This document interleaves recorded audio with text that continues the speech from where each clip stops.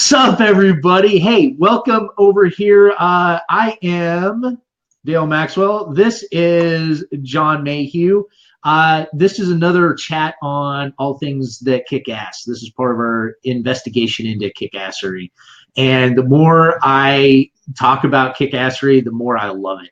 It's been so much fun. I've had some phenomenal conversations. And coming the first of the year, I'm going to get a lot more scheduled with these. Right now, I'm just trying to cram as many of these in as we can before the Christmas break. John, I've known John. John, how long have we known each other? Years. When did we meet? What year was it, do you think? If we had to think of a year back. 2008 or not? 9? Sounds about right. Oh, 9? Because you were still in Lawton. Mm-hmm. Correct. And probably 09-ish. So coming on 10 years.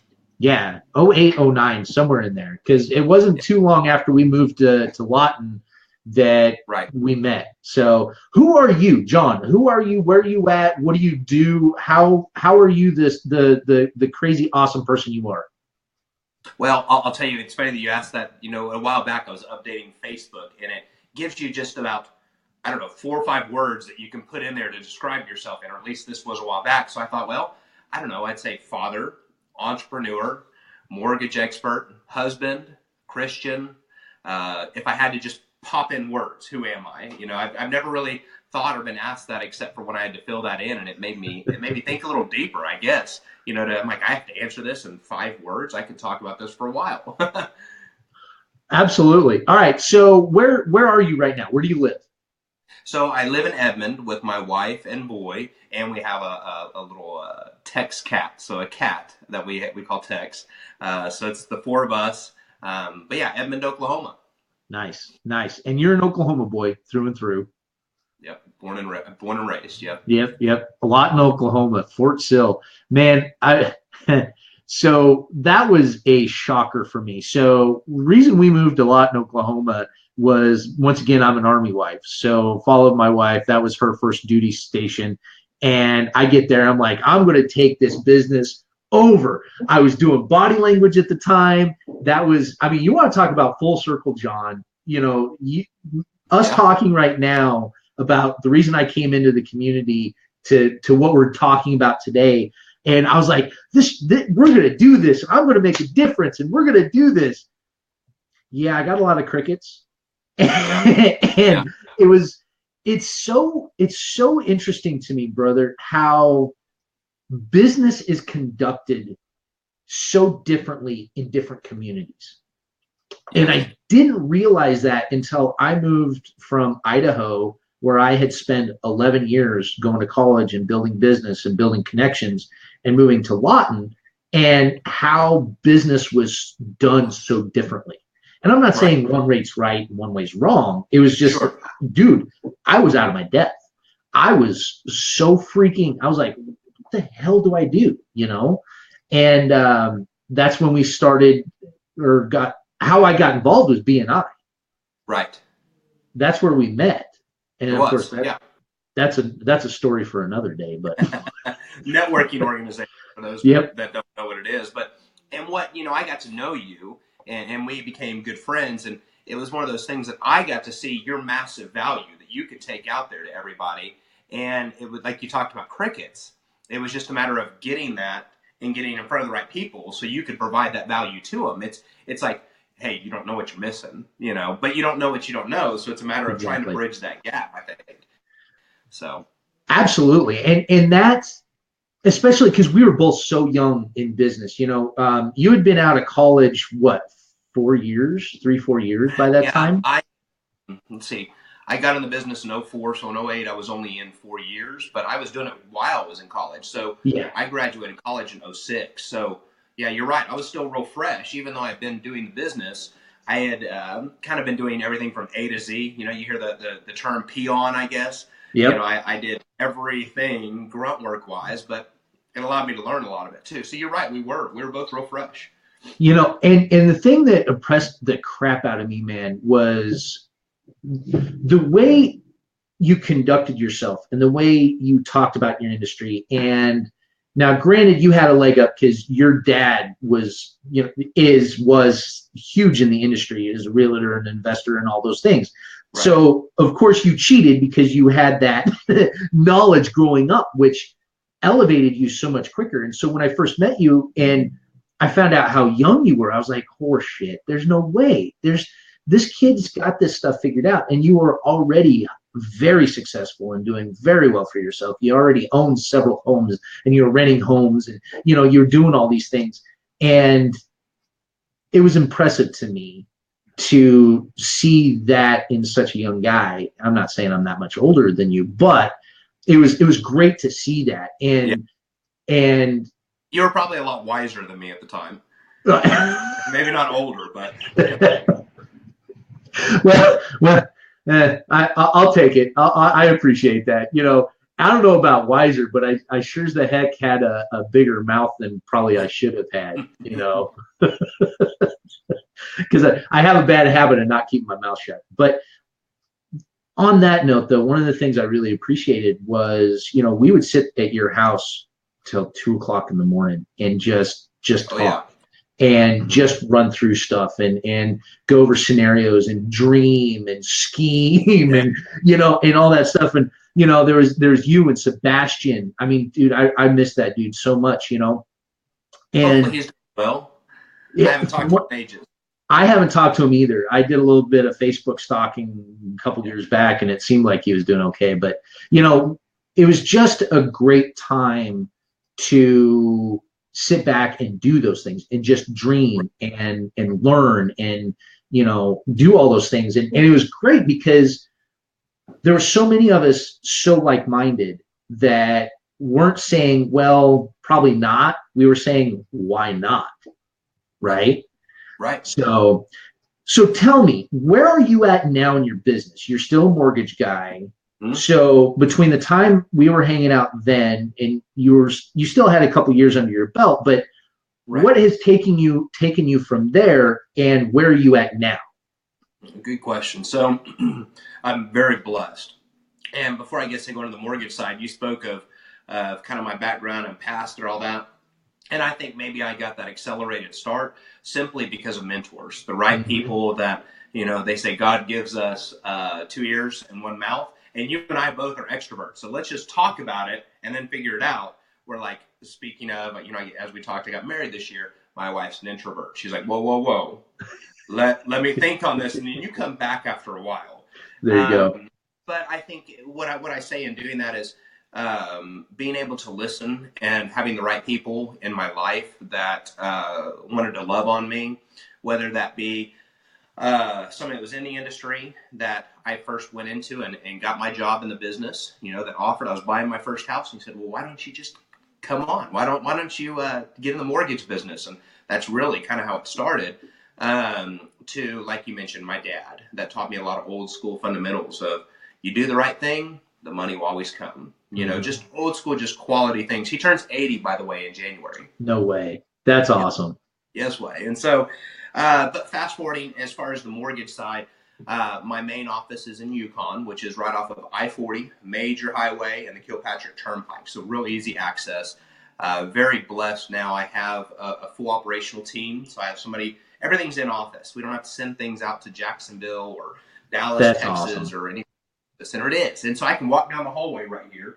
And we may see somebody pop into my office here. I didn't put any note on my door or anything, but and sit down and talk to that underwriter or that processor or the owner of my entire organization. And so it's a really good spot. I've got a lot of great partners, which I owe it all to. My business is 100% word of mouth referral. And when I say partner, I mean my realtor partners and builder partners. If you guys are listening, I love you guys. Thank you. It's because of you that I get to do what I do. And so that's kind of where I am now, fast forwarding to that. Just working by referral and assisting my partners to help people get into homes. I help them finance it. And if they can't qualify, let's find out why. And let's work with them to get them to the point as to when they can qualify. And that's even a bigger piece of it because people get turned away so much of the time. And they come to me and they say, well, I talked to so-and-so and I have no idea as to why I can't qualify. And that's hard for them. They weren't enlightened. And so Hopefully that answers kind of a little bit. No, and I love it, man. So let's go down that road just a touch. One of the things that my life is going full circle on is, I started a body language communication company years and years ago. I brought it to Oklahoma there, and it fell on its face. And whether it was a timing thing, whether it's a community thing, whether whatever, doesn't matter. Fast forward now, 10, 12 years later, 8, 9 years later, now it's finally time to just get it going again. So what I love about communication, and you're in the sales industry, you're in the communication industry, whether we understand it or not, whenever we're selling product, whenever we're taking care of people, whenever we're giving service and customers and the whole 9 yards, you run into situations all the time. Well, maybe not all the time, but I know you run into situations where there's times where you're just like, why is this person not understanding what I'm saying? Or what's the communication gap going here? And in your industry, that's everybody being on the same page is paramount for the success of the deal. Period.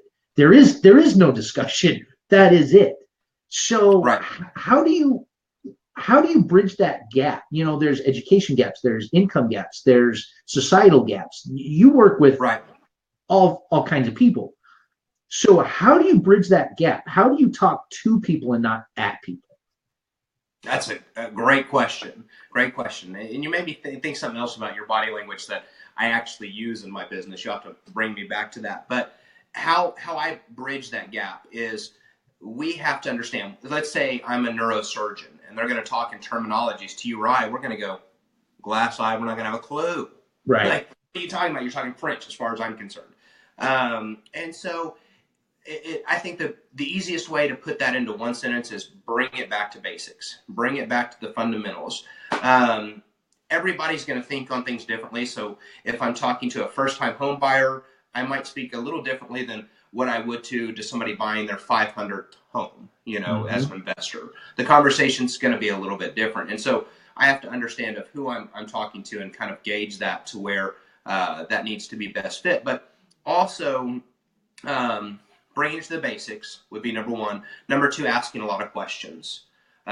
Nobody wants to sit and hear me talk the whole time. And so when the conversation starts, instead of me just flowing into that, I may say, well, tell me about what you're looking to do, and just letting them go into it. And that may stem on to another subject, to really questions and curiosities that maybe the realtor should be answering, but it allows me to reel that back in and say, that's wonderful, Mr. and Mrs. Homebuyer. Those questions are really going to be directed to Mr. and Mrs. Realtor that you're working with. With that being said, here's kind of what I specialize in. What does that look like for you? And so I would say trying to make it as simple, because me talking in my terminology all day long is not going to help them at all. Right. So just having a real conversation, keeping it very casual on that aspect to where they don't feel it's so formalized that they can't ask questions, and then prompting them to answer by asking them questions. And they'll tell you everything you need to know through questions. Absolutely. So would you consider that that's the process of building that relationship? I mean, do you feel that you are in the mortgage business, or are you in the relationship building business? Probably the relationship building business with a touch of financing to help them buy house. You brought up a good point. I may have somebody that'll come into the office and they're what's this guy want to talk about here? What's going on? And this goes into what you're saying. And so it's breaking that. Well, let's talk about what's your rate. I just want to know your interest rate.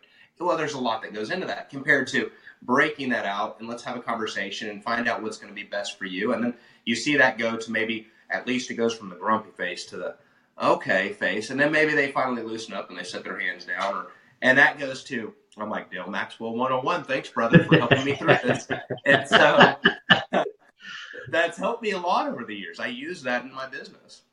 Well, and it just gives you the opportunity to gauge them at that moment and to understand, I just had a conversation earlier today with a young lady, and, there's a certain point where we just have to recognize that person's chosen not to listen. It's done. We're finished. Let's call it quits and move on and do something else. or Right. being able to recognize that, okay, they're coming in, they're closed off, they're this, they're that, they're whatever. And one of the things that I've always respected about you, even before you had these tools, is your ability to build relationships. You know, you're ridiculously intelligent. You know your stuff inside and out. But the beauty of it was that you have this intuition to know when to talk about the nuts and bolts and when to just shoot the shit, basically. Right. You know, and that's one of the things that, you know, maybe your dad was part of that. Maybe your mentors were part of that. I don't know, but that's one of the things that I always respected a lot about you. Thank you. I appreciate that. Well, it is what it is, man. So, but yeah, okay. So you said you wanted to come full circle back on body language thing. Was that the crossed up? Yeah. Well, part of, I mean, to the aspect of, how do you even bring it back to some of the fundamentals that I learned from you of a handshake? Whether, you know, I don't remember the names of things you termed them, whether it be a soggy handshake or a, you know, let's do a Donald Trump, I'm going to grab your hand and pull you right over to my face, or, you know, whatever it may look like, to how to do that properly and what kind of impression you're trying to give. So when I'm out there talking to somebody and I know who I'm talking to, of maybe how to interact with them and how to stand, or even feet placement. You know, it's something I learned. If I'm over here and you and I are talking and I'm more engaged here compared to, at least if we have somebody else enter the conversation, our feet placed are together and we're almost making that circle. To what I guess I want to get to is all of those things I have taken into my brain and stored them somewhere, and luckily they still come out. Maybe over practice, now it's natural. Yeah.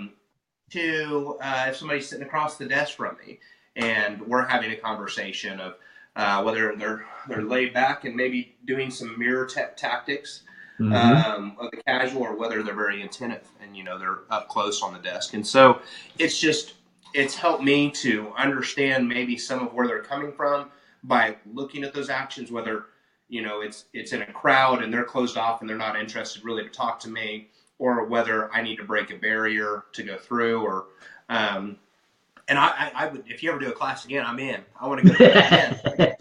I'm probably really rusty, and it was just really helpful to me as a businessman, and not just as a businessman, but you could look at that as maybe that even helped me to meet my wife for the first time, of understanding the body language that she was giving off to me. So it probably has translated into so many more benefiting factors than just business per se for me.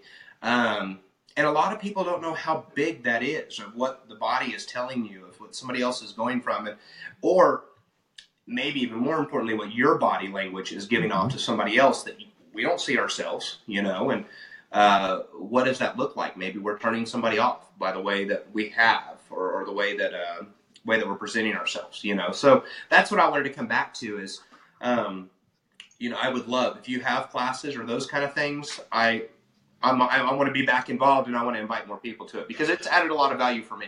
Well, and brother, I appreciate that, man, and I'm blushing just a little bit. You touched on something that's very, very important in any relationship building, and in business, our personal lives, our kids, our cousins, the friend down the street. It's relationship, you know. And my buddy Juan's on here listening. What's up, brother? Is, you know, when it comes to sales, whether we're selling our product, whether we're selling that we want to go have dinner somewhere to our wife, sales is sales. We're selling ourselves every single day of the year. And it's about building relationships. And it's the intent versus perception, intention and perception. You touched on it so well, is that I may be wanting to be saying this, but you know what? I'm having a really crap day. And I've got way too many things going on up here. So I'm trying to be as open as I can. And I really want to tell you what's going on. And here's my pitch, and here's what I want to do. But am I coming across authentic, and am I really interested in what's going on at the moment? No, I'm not.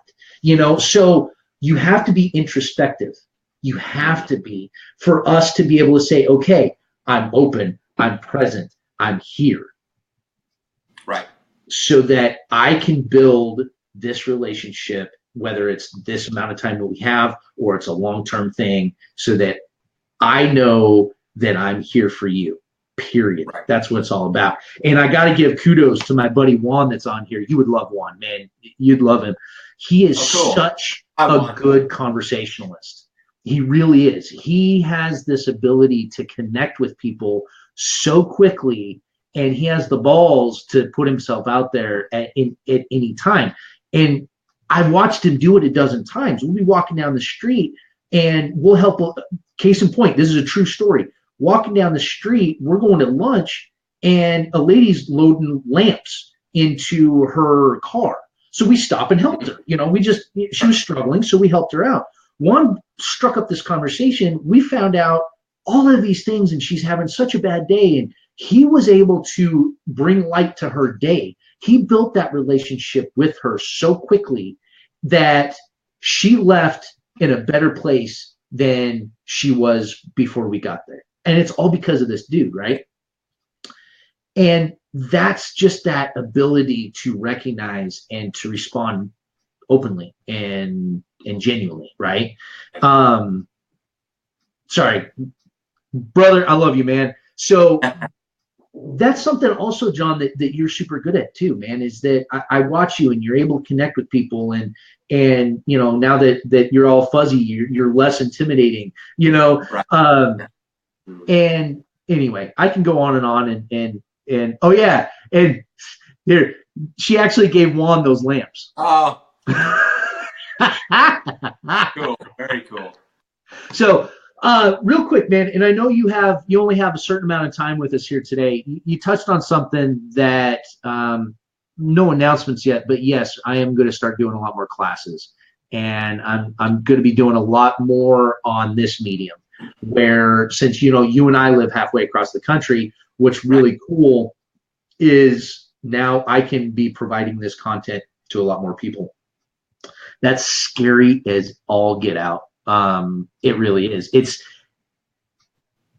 And maybe I'm the only one that has this issue, but it's easy for me to sit in front of a class of 10, 15, 20, 100 people and do my thing. Whereas when we do it on this, now it's out there for everybody. It's no longer a controlled environment. And I'm excited. I'm scared as hell. But this is going to be good, man. I'm excited for it.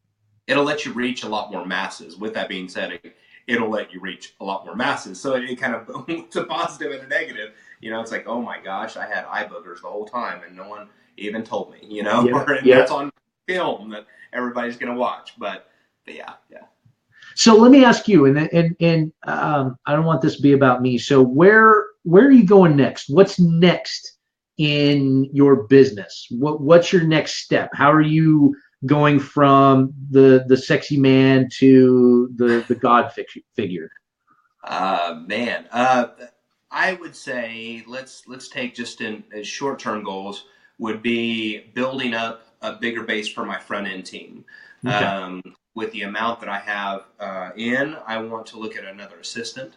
I want to look at front end support. So that would be really to be able to take my business from X and be able to double it to Z or triple or quadruple or whatever that may be. So that would kind of be the next step as far as looking at just building that front end team. Nice. So here's where I want. Here's in line. The support's all there. So it's a matter of just now doing the front end thing. So right. Okay. So here's my lead in. That was a lead in to where I was going with this is then how do you train your people? How do you take what makes John amazing and duplicate that? Because so many of us, and I'm a great example of this, is that so many times we've tried to build teams or we've brought people on, but we haven't duplicated ourselves and taken what we've learned and what's made us amazing and not given that to other people. How do you do that process? Well, I think part of it is, and I've learned a lot over the years, and this is still going to be, I think, a learning curve for me and my new goals, to where I've had multiple team members that I've placed inside of a real estate office to help me in originating loans for business, and had somebody in a different town for me to help with that area that I no longer live in, per se. With that being said, it's never really worked efficiently because people are like, well, I want to work with John. I don't want to work with Sally Sue or Jim Smith. And so through that process, what I found is I still need to be that person that is meeting with my partners and meeting with my clients. So when I say front end support, I'm not going to necessarily be duplicating myself, but duplicating my administration help to be Okay.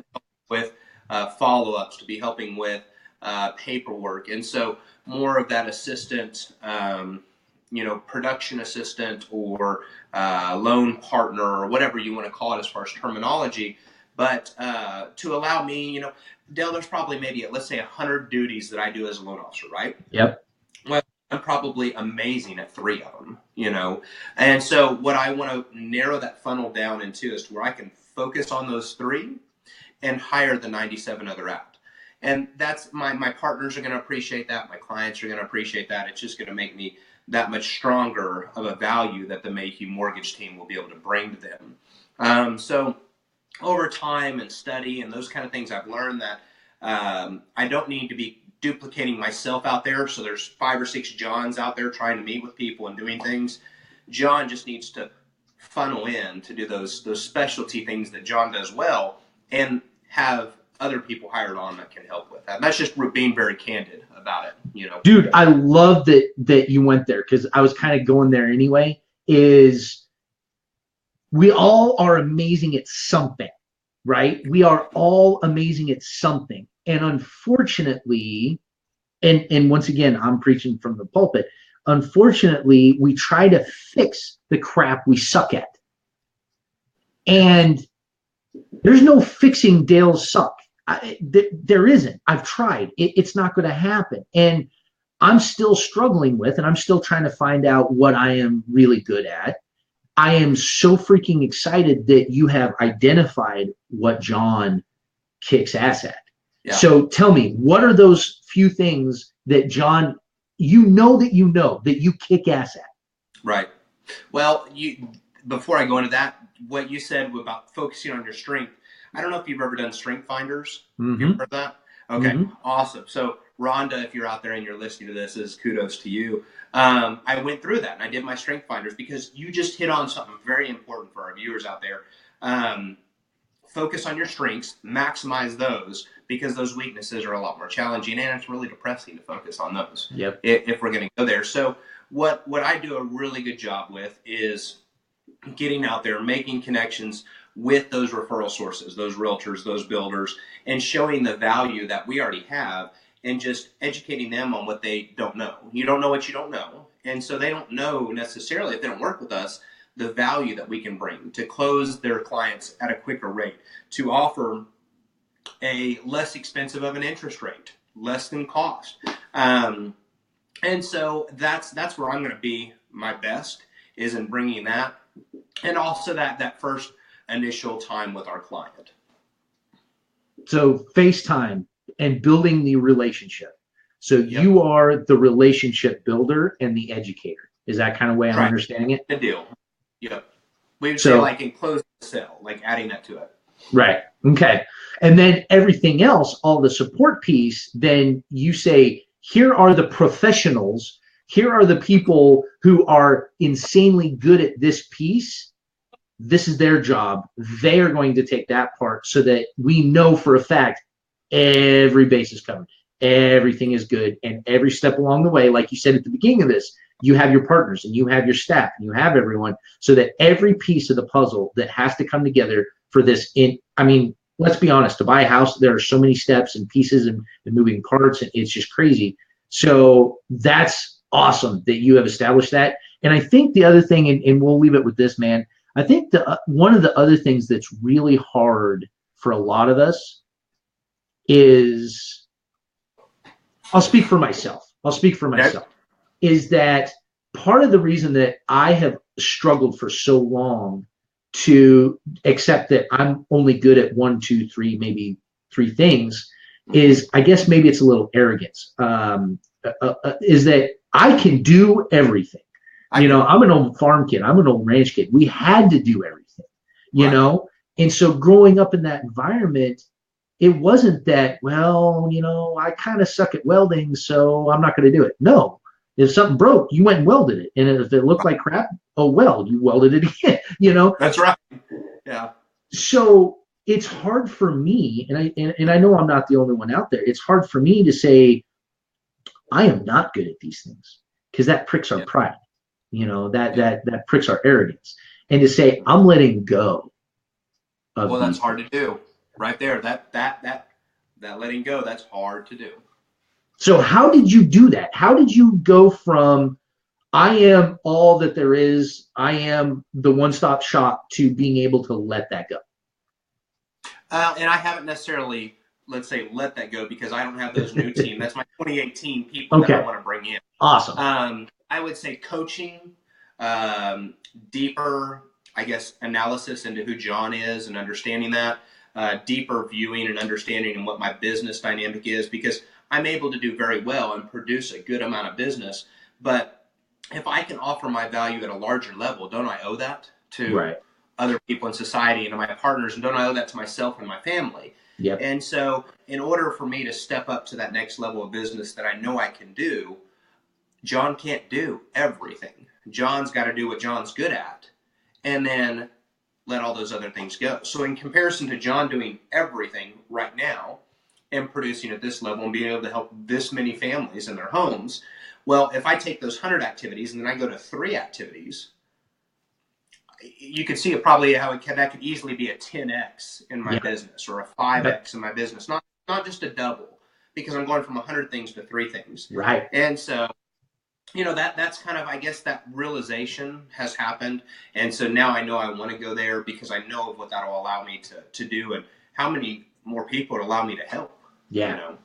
Absolutely. And you touched on something, and I keep saying this at the end, but we keep having amazing ideas here. You touched on something that um, was phenomenal to me, is that we all have a part of us that we say to ourselves, I'm amazing, right? I'm great. But our self-confidence issues and in the stupid things that go on our heads keep squashing that down. But here's something, a business philosophy that I saw a while ago that was phenomenal to me, was that it's my responsibility as a business person with what I am amazing at, not going out and peddling anything and everything, but whatever I'm amazing at, whatever I'm great at, it is my responsibility to share that with the world. It's my responsibility to take that and multiply it, right? And what you do, of course, is so imperative to growing families and growing economy and Right. growing businesses. So yes, I love that you said it that way, brother. I love it. So we're gonna roll because you got better things to do. You got to go fix all the problems of the Better world things than and go talking to kick the ass. famous Dale Maxwell? No way. What? I said What? better things than talking to the famous Dale Maxwell? Well, Come I don't on. know about famous, but I'm as good of a bullshitter as anyone around. So we could go there. But brother, this is not going to be the last chat. If you're willing, after the first year, let's sit down, let's schedule out, because I'd like to talk more business, and I'd love. I've actually been asked to do some talks on communication ethics, conversation ethics. Business, not business entity ethics, but more of and not even ethics. That's the wrong term. My brain just went soft.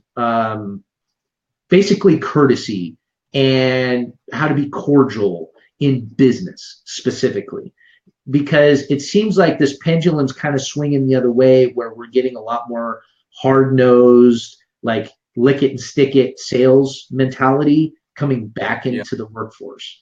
And so I'd love to have another conversation skewed more that Sure. direction. Does that sound good? Absolutely. I'd be honored to be on. All right, man. All right, brother. I appreciate you. Just keep rocking your world. Congratulations on your marriage, man. I'm super proud of you. I really am. And I brag on you all the time. People start talking. I'm like, yeah, well, this mortgage guy I know back in Oklahoma, he's killing it. So just keep killing it, man. I appreciate it, man. Thanks for having me on, buddy. I miss you.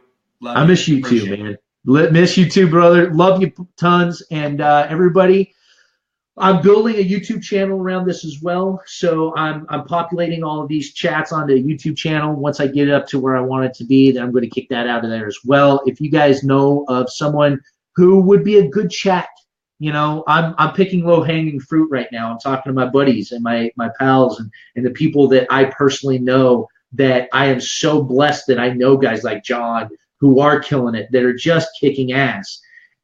But there's more people out there, and I'd love to expand my network, and I'd love to expand the opportunity for other people to hear about KickASSery and what this is all about. So jump on, kick me some ideas, guys. Keep rocking it out. We'll see you soon. Talk to you soon, John.